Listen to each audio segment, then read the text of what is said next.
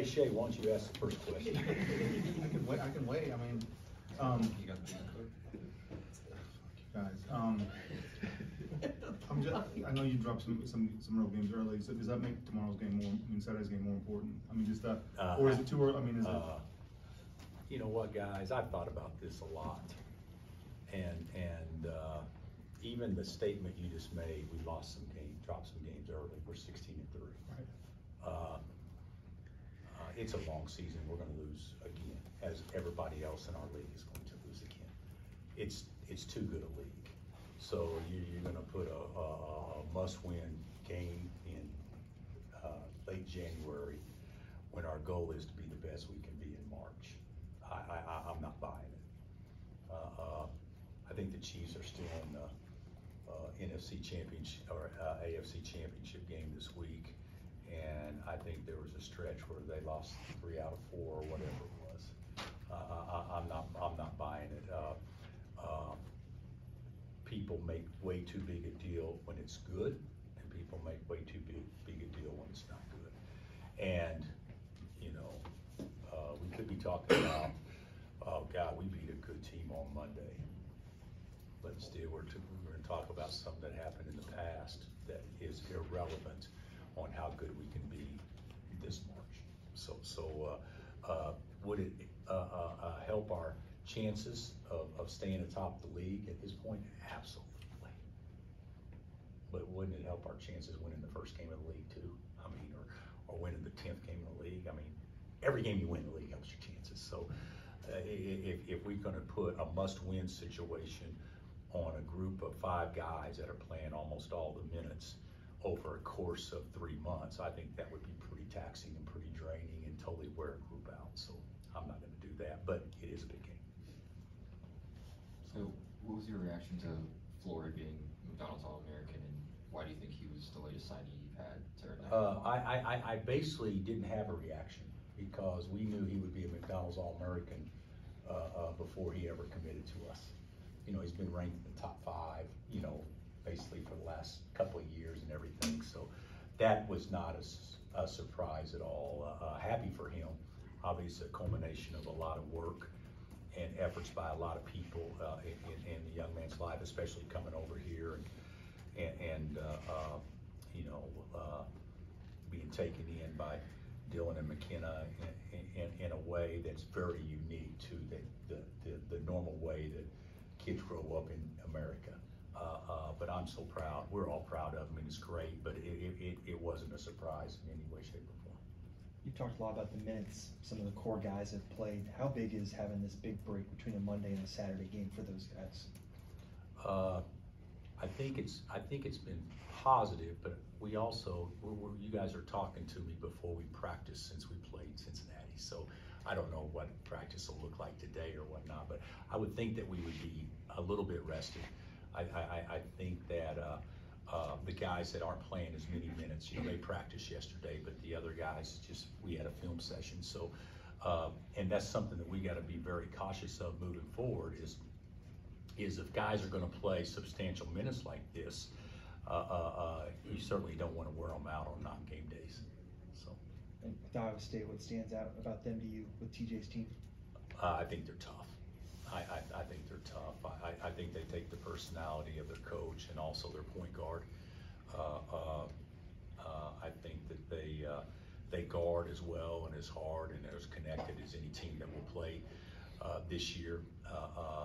I'm not going to say that positively, because I would hope we can get to our point where we're in the same conversation, but to this point we have not been. But you know, I would say that them and Houston to me are different on the defensive end, at least as far as our league goes, and they'll make it very difficult. We were lucky last year to get 53 at their place. I mean, we were lucky to get 53, so we know they can guard. Can you talk a little bit about the environment at Hilton Coliseum, how tough that is? It is good. It's without question one of the better environments, but I got to be honest with you guys. It's great. It's full. They'll be turned up. You know, when we go to K-State, it's full and it's turned up. You know, when we go to Texas, it's full and it's turned up. I mean, there's a lot of places that are full and turned up. But if I was going to rank the best basketball environments that we play in consistently, when you go to Ames, you know it's always going to be good, without question.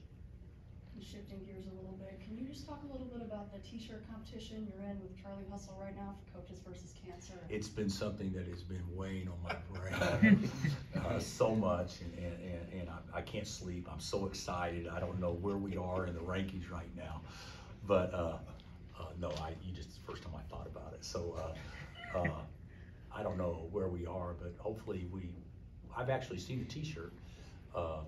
I personally wouldn't buy it, but I've actually seen the t-shirt. I mean, I wouldn't wear it, but I wouldn't wear any of the other three either. So but it is a good cause, you know, raising money for Coaches versus Cancer. So, and chasing that group at Charlie Hustle, they're fantastic, and their stuff is all good. But I haven't thought much about the actual competition.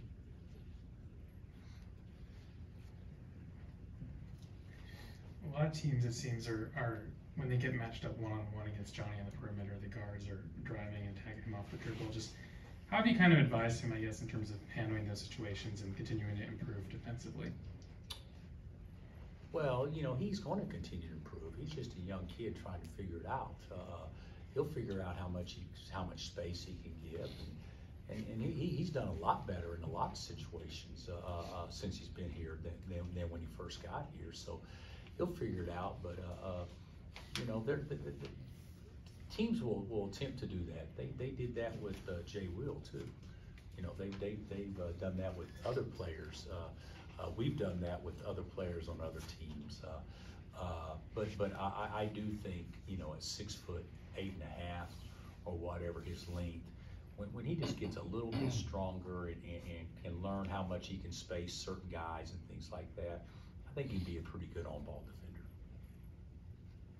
Bill, how much is too much when it comes to fan involvement? And I'm not specifically talking about last night, but just in general when fans, and I know kids and coaches need to ignore it, but when it just becomes something that impacts the game, and what can... I didn't know it impacted the game last night. And I'm not saying it did.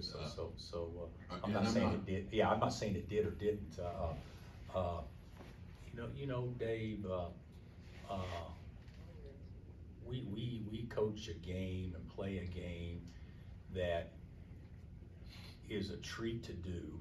It's what we want to do more than anything else, and we love playing in environments that makes it more enjoyable and harder. That's what guys do. So, you know, there's a point in time. You know, there was a few things. There was something that happened several years ago with one of our players after a family member died. You know, there's things like that is no. There's a lot of things like that we think are really awful, and then our fans do the same things that their fans do. I mean, isn't this all part of it? And to you know, be tested, and how do you block out the noise, and how do you continue to compete and be poised regardless of what's going on? There's been situations in my career where that has certainly impacted me, and then I realized I need to, you know, get some deaf ears too. Can't, you know, but from an environment standpoint, I will tell you this: the most hostile environments are also the best ones to play in. Iowa State's guards, you know, they get the 5 extra possessions because they come out +5 in turnovers. Just talk about their guards and great rebounders. You know, that's the thing about them. You know, this little point guard, he may be as good a rebounder as we have in our league, and obviously those two guys together, you know, they're fast, they're aggressive, they get deflections, steals, they create extra opportunities, and I do think this, and I said this earlier, without really focusing on this one thing, but what makes Iowa State who they are? You hit it on the head. 5 or 6 or 7 extra possessions. It seems like to me they play a style that, you know, they're gonna steal extra possessions, and if you can't match, or if you don't do that, you know, you're starting the game, you know, down 7-0 or whatever, because they will play hard enough to always do that, and those guards are good. Hey, back to Henry's question about Johnny and teams attacking him, or Grady last year. When you have a guy like that, do you point to, while you're waiting for it to develop and waiting for him to improve and it to come, do you point to one thing he does well defensively and try to play to that, or have him play to that? Can you do that defensively? I think so. You know, I think the biggest thing with most guys that do that are guys that do not trust their feet. I mean, that's the thing. No matter how you know, Coach Fitz is back here, but in baseball or whatever, if you got a pitcher that really doesn't trust his best pitch, how's he going to be effective? Yeah. And same thing defensively. You got to be able to trust your own athletic ability. And if you watched a couple possessions against Cincinnati, Johnny got busted on a 3 because he was scared to get beat. So he gave too much space. And that's what I tell him, just trust your feet, guard the guy, you're good. But I do think that's part of it. I do think that's part of it when you look at a guy and you say, okay, he's 6'4", I'm 6'9", he's a water bug, I'm not. How do I, pressure and still yet contain? And I think it's more time than anything else. I do. Did Furphy count as a guy that got rested, or did he practice with the guys that? Yeah, he was one of the guys. Yeah. He was one of the guys that got rested. Yeah, he was. Did you watch K-State, Iowa State? I did. Yeah. What was your impression? I thought it was a great defensive game. I thought both teams really hooked up. K-State can guard too. You know, they can really guard. I thought both teams hooked up.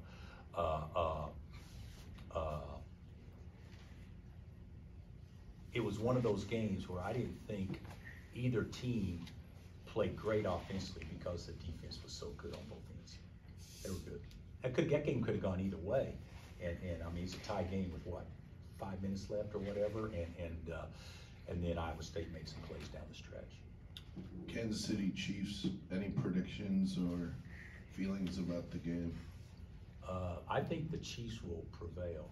I think they'll win. I think there's something of people saying they've had an easier path because they haven't played a road game that galvanizes a locker room, and you go to a place and you're more connected than you ever have been. So I'll take Patrick. One more. Coach, obviously every team's different every single year. All teams are different, but in the middle of conference play right now, just what do you preach to your team, like right in this middle of the schedule, right? Obviously a little bit of ways from March, but what do you kind of preach in that aspect every single year in the kind of this time of the year? That there's absolutely, and that's a great question, that there's absolutely no days off. You know, the whole thing is we worry so much about the outcome more than we should be worried about the preparation and the actions that create the outcome. If we do things right and guys make guarded shots, that's good. If we do things poorly and guys miss open shots, we get a false sense that that's good. That's no good.